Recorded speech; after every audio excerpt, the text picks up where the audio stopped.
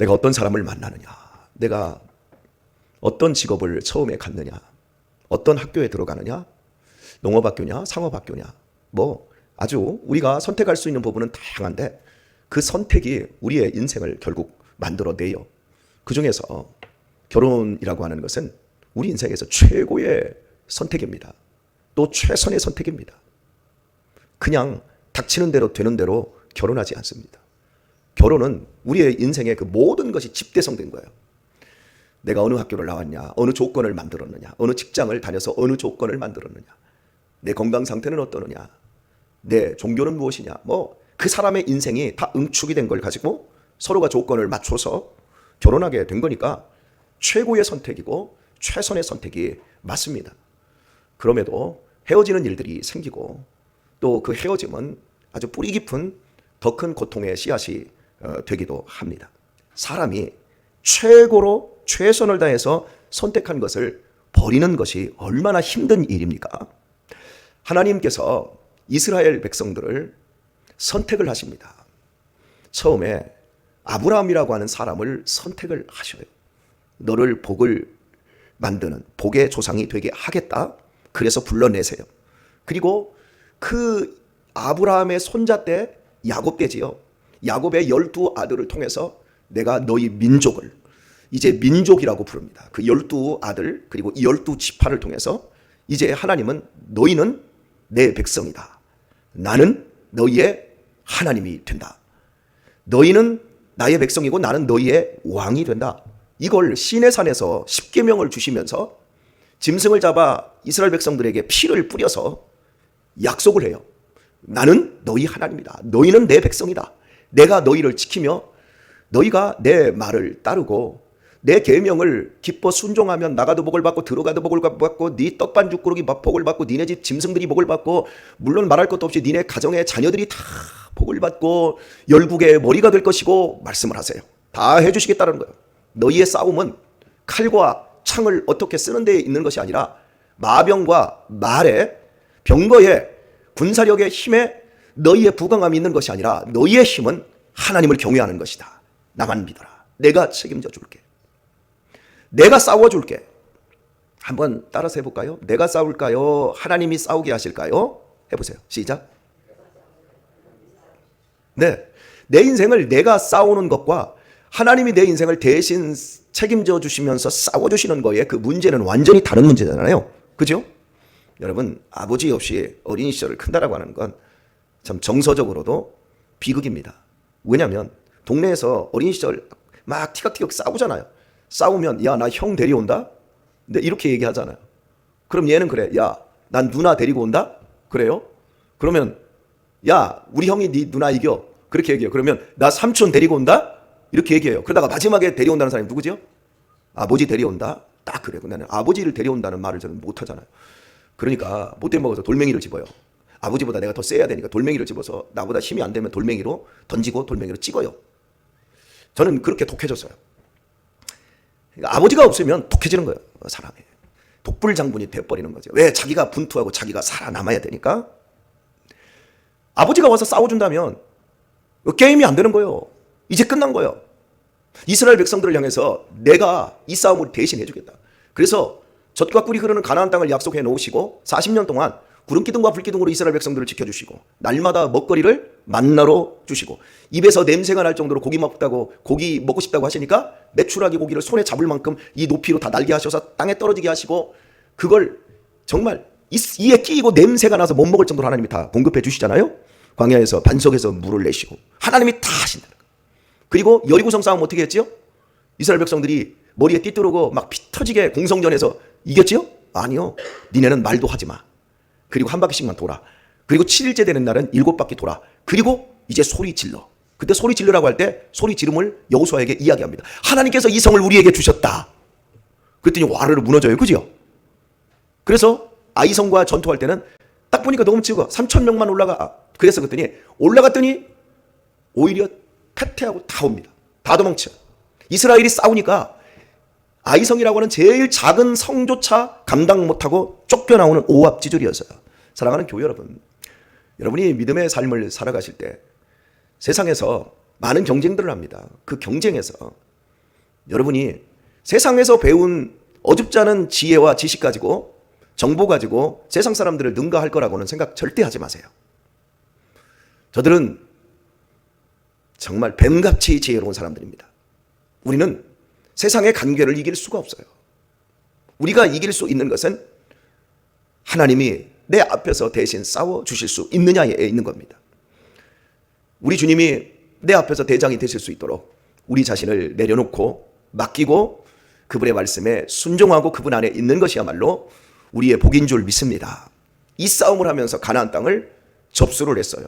그런데 그 하나님이, 그렇게 좋으셨던 하나님이 오늘 북이스라엘을 향하여 너희는 내 백성 아니다, 나는 너희 하나님이 아니다, 원문을 보면 나는 더 이상 내가 아니다 이렇게 말해요. 이게 지금 본문에서는 의역을 한 거예요. 나는 너희 하나님이 되지 아니할 것임이라. 이 표현보다 딱 원문을 보면 나는 더 이상 내가 아니다. 이 표현이 얼마나 무섭습니까? 하나님 누구십니까? 모세가 물었어요. 하나님, 내가 하나님을 누구라고 얘기합니까? 라고 했을 때 나는 나다. 그것이 여호와의 이름인데 나는 더 이상 내가 아니다. 사랑하는 교회 여러분, 하나님이 계셔도 하나님이 나에게 오늘 말씀하실 때 어제까지 내가 너를 지키고 너의 전부였던 그 하나님, 나는 더 이상 내가 아니다. 이렇게 우리에게 말씀하신다면 우리가 얼마나 슬플까요? 하나님은 어제나 오늘이나 동일한 너의 하나님이다. 하나님은 영원토록 알파와 오메가요, 바로 나의 하나님이십니다. 이걸 우리가 고백할 수 있기 때문에 나이가 먹어가고 이렇게 몸뚱이가 연약해져 가고 있어도 그 하나님을 진심을 다해서 섬기고 있지 않습니까? 하나님이 왜 이렇게밖에 할 수 없었는가? 또 따라서 합시다. 버림받는 이유는 못나서가 아니다, 교만해서다. 어제 보리밥을 아주 맛있게 먹었습니다. 어제 기도회 모임 끝나고 참 보리밥을 근사하게 맛있게 솥에다 2번 했나요? 3번 했나? 쌀이 안 익어요. 보리는 익는데 밥을 하도 많이 안 쳐가지고 아무리 전기 불을 떼도 이게 쌀이 안 익는 거예요. 난 그걸 보면서 그런 생각을 했어요. 참, 그리스도인들이 이 뜨거운 말씀을 들어도 안 익어요. 징그럽게 안 익어요. 여러분, 어떻게 밥솥을, 압력밥솥을 갖다가 계속해서 올려놓는데 쌀이 안 익고 있어요. 보리는 푹 물렀는데 물이 부족한 것도 아니에요. 열이 안 나는 것도 아니에요. 안 익어요. 왜 안 익어요? 그렇게 말씀을 듣는데 왜 안 익어요? 속이 익어야지. 겉만 피까번쩍하고 나이 먹는 거 속이려고 파마하고 얼굴에 막 분칠 떡칠하고 그것 때문에 눈 째가지고 위로 올리고 뭐 다 막 하는데 왜 속은 안 익냔 말이에요. 난 그 얘기를 하고 싶어서. 이 안 익는 모습이 바로 우리들의 모습 아닐까. 그래서 이 기도팀이 좀 더 잘 익으라고 하나님이 한 번쯤 생각하라고 이렇게 쌀이 그렇게 안 익었나 싶어서. 또 우리 너무 잘 익은 사람은 어제 왜 교회를 안 나왔나 싶기도 했고, 그래서 제가 물어봤더니 예, 또 다른 데 가서 익으려고 갔다 그러다 말씀을 하셨는데, 그런데 이게 안 익는데 이 밥을 안 찌신 권사님이, 난 누구라고 얘기는 안 해. 근데 권사님이 이래. 내가 하는 일이 뭐 다 그렇지 뭐. 내가 하는 일이 뭐 다 그렇지. 이 얘기를 3번 하시더니 또 내 앞에서 또 밥을 먹으면서 내가 하는 일이 다 그렇지. 그래서 내가 속으로 그래 네가 하는 일이 다 그렇다. 내가 이렇게 속으로 할까봐 하려다가 내가 하는 일이 다 그렇다. 맞습니다. 그 진리예요. 그 권사님뿐만 아니라 우리 각자 한 사람 한 사람이 하나님이 밥하는 것도 도와주시지 않으면 안 돼요. 하나님한테 버려지는 이유는, 못나서 버려지는 사람은 단 한 사람도 없어요. 교만해서 버려지는 거지, 나 잘났다고 해서 버려지는 것이지, 내 머리 뛰어나고 내 지식, 내 힘 믿고 내 돈 믿고 내 직장 믿고 내 자식 믿고 그런 것들 때문에 교만 떨다가 하나님이 밟아버리시는 것이지, 절대 겸손한 사람은 하나님의 은택을 입습니다. 오늘 우리들이 마지막까지 지켜내야 될 것은 겸손이에요. 잘 익도록 하십시다. 잘 익어서 정말 우리 겸손하도록 하십시다. 네? 내가 하는 일이 다 그렇지 이거 말로 할 필요 없어요. 다 알아. 그래서 앞으로 내가 하는 일이 다 그렇지 그렇게 궁시렁대면 맞아요 하고 말어. 옆에서. 그것도 너무 많이 하면 그것도 겸손이 아니라 교만이야. 참 조심해야 돼. 김치멀국 딱 엎어버리고 또 거기서도 내가 하는 일이 다 그렇지. 봐봐, 내가 하는 일 또 보래. 또 내가 하는 일이 다 그렇다고. 여러분 보라고 안 해도 다 봐요.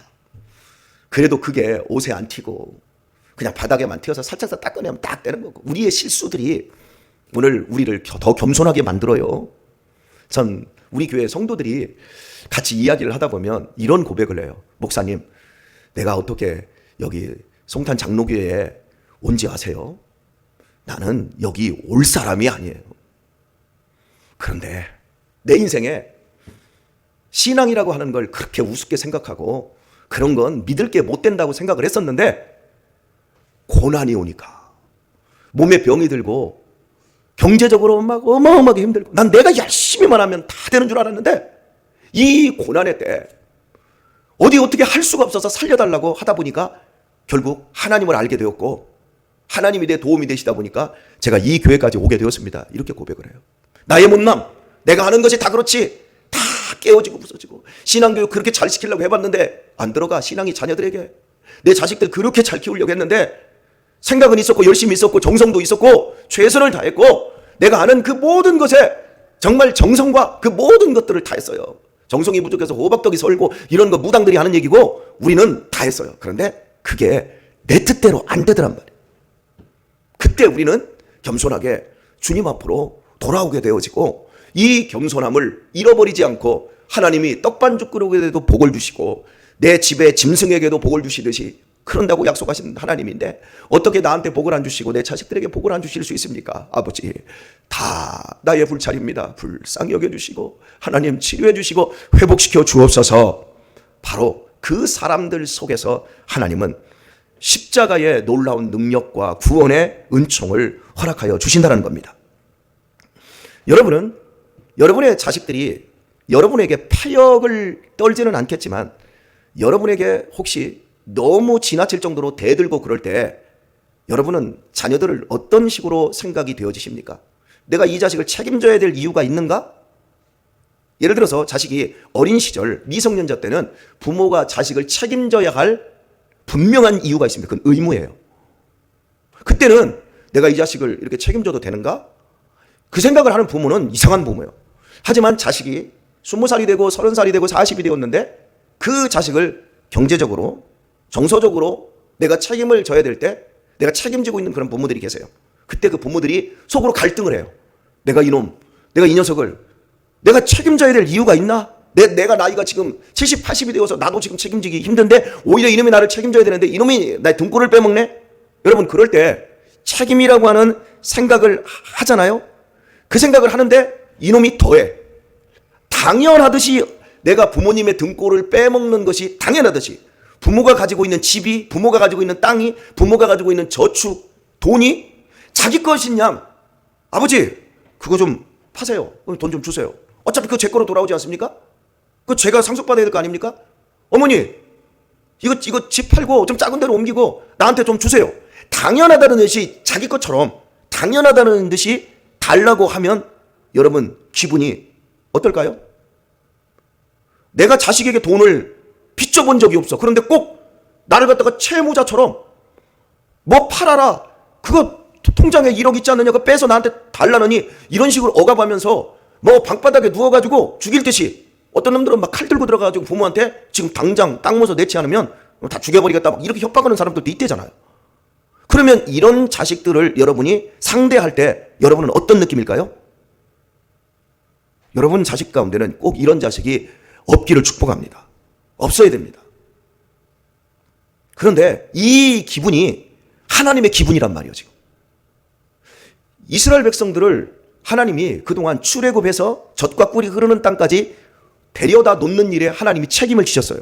구름기둥과 불기둥과 만나와 메추라기와 반석에서 물이 터지게 하시고 아말렉을 해를 멈춰서 쓸어버리시고 그리고 여리고성을 그 무너뜨려 버리시고 그 몸에 거두는 시기에 요단강에 물을 다 마르게 해버리고 홍해바다를 갈라버리시고 하나님이 가나안 땅까지 들여보냈어요. 그리고 가나안 땅 전쟁을 할 때 강하고 담대하라 모세와 함께 했던 것처럼 내가 여호수아와 그리고 너희와 함께 하겠다. 그리고 너희들이 이 땅에서 주인으로 영원히 살게 해주겠다. 단 하나 너희들이 나를 왕으로 모시고 너희가 나의 백성이 되기만 하면 나의 법을 지키기만 하면 내가 너희들을 영원히 지키겠다 그랬어요.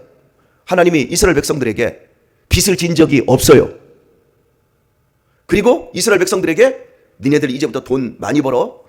그래서 막 수단과 방법 가리지 말고 많이 벌어서 나한테 돈 많이 갖다 바쳐 하지도 않았어요. 너희들이 농사 지을 때마다 내가 하늘에서 비를 내리고 곡식에 소출을 줄 것이고 너희의 양의 새끼들이 낳게 해줄 것이고 그때 너희들이 10의 1조를 드려라. 그거 가지고 고아와 가난한 사람들과 나그네들을 너희들이 섬겨야 되고 말씀 사역을 하는 제사장들과 선지자들을 10의 1조를 통해서 먹이기만 해주면 말씀이 돌아가고 말씀의 순종만 되어지면 내가 이 땅을 너희에게 영원토록 너희 후손에게까지 다 주겠노라 약속을 했어요. 그죠?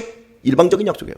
그런데 이스라엘 백성들이 어떻게 변질이 되었냐면 하나님에게 자기들이 마치 빚을 빌려주고 하나님이 당연히 우리에게 축복과 은혜를 베풀어 줘야 된다라고 하는 뻔뻔한 하나님의 백성이 되어버렸어요. 그리고 그들이 실제 사는 모습은 하나님의 말씀을 지키지를 않아요. 이렇게 한번 표현하면 어떨까요? 이 교회에서 유세 떠는 사람들이 있어요. 혹시 여러분, 우리 성도님들은 그런 분들이 안 계신데 이제 내가 권사가 되고 내가 이제 장로가 되면 막 유세를 떠시는 분들이 계세요. 권사회장이 돼가지고 왜 나를 통과하지 않고 그런 일을 해? 막 이러면서 나 권사야. 누가 몰라요? 알아.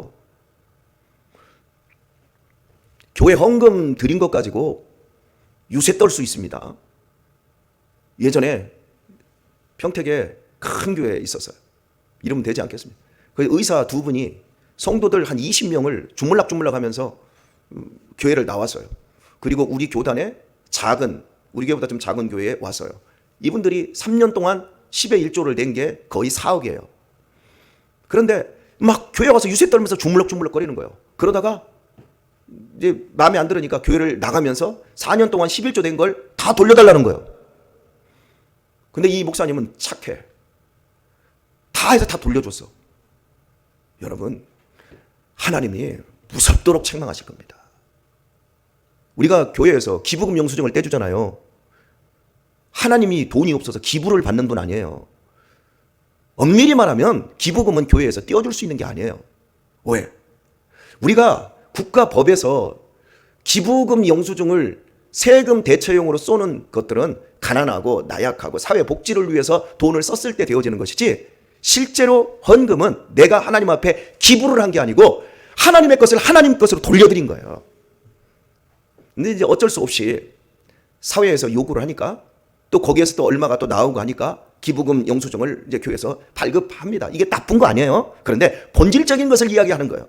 내가 하나님 앞에서 마치 당연히 내가 누리고 있는 것들이 당연한 것이고 내가 하나님의 자녀가 된 것이 백성이 된 것이 자기의 공로와 자기의 위세와 자기의 힘으로 된 것처럼 행동을 하면서 공동체에서 유세 떨고 내가 드린 헌금이 내 힘이 되어서 교회에서 막 휘둘르려고 하고 있고 내가 한 봉사만큼 내가 뭔가를 받아내려고 하고 있고 이런다고 하면 여러분 하나님이 오늘 이스라엘 백성들을 향하여 너희는 더 이상 내 백성 아니다라고 선언한 것과 똑같은 꼴이 되어지는 겁니다.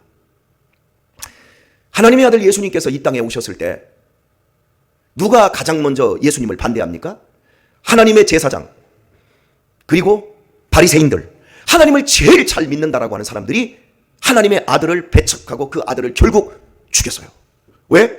우리는 하나님의 백성이야. 그런데 네가 와서 우리한테 회개하라고 그래? 우리가 하나님의 백성인데 하나님의 백성한테 회개하라고 그래? 이 갈릴리 촌놈아? 말 안 들어먹었어. 여러분 당연하다라고 하는 게 이렇게 우리를 무섭게 합니다. 오늘 말씀을 맺도록 하겠습니다. 연예인 중에 최소종 씨 있지요.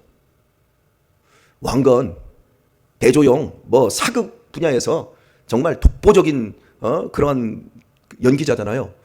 이분이 나이가 이제 60이 넘었는데 아마 작년인가 그 무슨 큰 상을 탔잖아요. 잘 모르셔요? 텔레비전들을 안 보셔서 늘 그냥 말씀과만 가까이 사셔서 제가 유튜브에서 그 짧은 영상으로 봤는데 우리나라 이제 그 공영 방송에서 수상 소감을 딱 발표하는데 막 울더라고요. 울면서 지나온 모든 순간, 지나온 모든 시간 그러면서 이 모든 것이 하면서 잠깐 멈추더라고요. 그러더니 하나님의 은혜였습니다. 그렇게 말하는데 사람들이 막 박수를 치더라고요. 여러분 그것 때문에 두 개로 나뉘었더라고요. 이렇게 말하는 거예요. 왜 공인이 개인의 사사로운 상을 받는 자리에서 왜 종교 편향적인 발언을 하느냐. 막 공격하는 사람들이 개떼같이 달려들고 한쪽에서는 당신 멋있습니다. 역시 장로님이십니다. 훌륭하십니다. 그때 저는 그 최소종 씨, 이제 거기서 하나님을 밝혔으니까 최소종 장로님이 그 가장 중요한 순간, 카메라 수십 대가 지켜보고 있고 전 국민들이 보고 있고 자기의 말 한마디에 따라서 이런 개떼들이 일어날 수도 있는데도 불구하고 거기에서 은혜라고 하는 찬양의 가사를 그대로 따와가지고 마지막에 주춤주춤 할 때 그 짧은 그 주춤주춤하는 그 순간에도 자기가 하나님의 자녀, 하나님의 백성 된 것이 연기자가 된 것보다, 연기상을 받는 것보다 더 크다라고 하는 것을 그 사람은 그 순간 인정을 한 거예요. 그러니까 하다가 하나님의 은혜입니다 하고 딱. 여러분, 그 정도면 신앙이 엄청 좋은 겁니다. 오늘 우리의 삶에서 우리가 인정해야 될 것, 하나님은 나에게 빚진 자가 아니라 내가 하나님 앞에 빚을 졌다라고 하는 것. 내가 하나님 앞에 교만할 수 없고 나는 하나님 앞에 겸손할 수밖에 없는 사람. 교만만이 하나님에게서 떨어져 나가는 것이고 겸손만이 하나님 안에서 영원토록 복락을 누리는 비결이라고 하는 사실입니다. 오늘 또 겸손하게, 당연하지가 아니라 내가 하나님을 섬기는 것이 당연하지, 내가 하나님께 순종하는 것이 당연하지. 하나님 감사합니다. 하나님 고맙습니다. 오늘도 하나님 나라에서 하나님 백성으로 멋지게 살겠습니다. 오늘도 승리하시는 성도님들 다 되시길 예수님의 이름으로 축원합니다.